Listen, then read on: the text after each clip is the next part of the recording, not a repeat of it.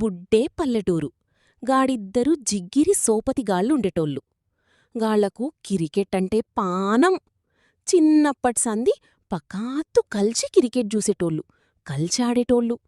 Bat ఇరిగినా, ball వలిగినా గా పొరగాళ్ళ ఆగం మాత్రం దీంతల్లన్నట్లుండేది. గట్ల దినాల్ గడిచిపోయినాయి.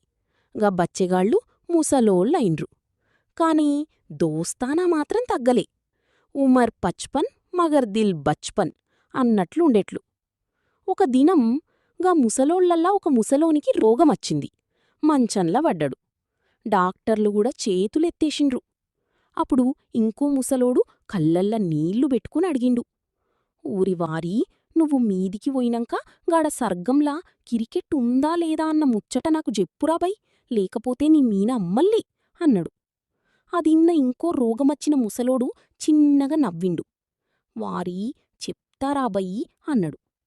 గిది జరిగిన కొద్ది దినాలకి మంచంల వడ్డ ముసలోడు సచ్చిపోయిండు. దోస్తు ఒంటరిగైపోయిండు. ఒక నట్టనడి రాత్తిరి ఎక్తం గదంతా బంగారు వెలుగయింది. గా వెలుతుర్లా సచ్చిపోయిన ముసలోడు కన్పించిండు. గది సూసి ఈ ముసలోడు షాకయిండు. అప్పుడా ముసలోని ఆత్మ నవ్వుతూ అన్నది, ఓరివారీ, నీకు 2 ముచ్చట్లు చెప్పాల్రా అన్నడు.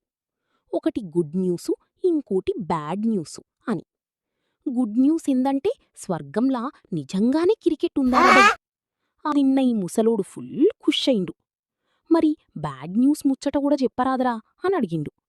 అప్పుడుగా సచ్చిపోయిన ముసలోడు నవ్వుకుంటా చెప్పిండు, ఆవలిల్లుండి బేస్తారం, ఆడే మ్యాచ్లో నువ్వే బౌలింగేసేది.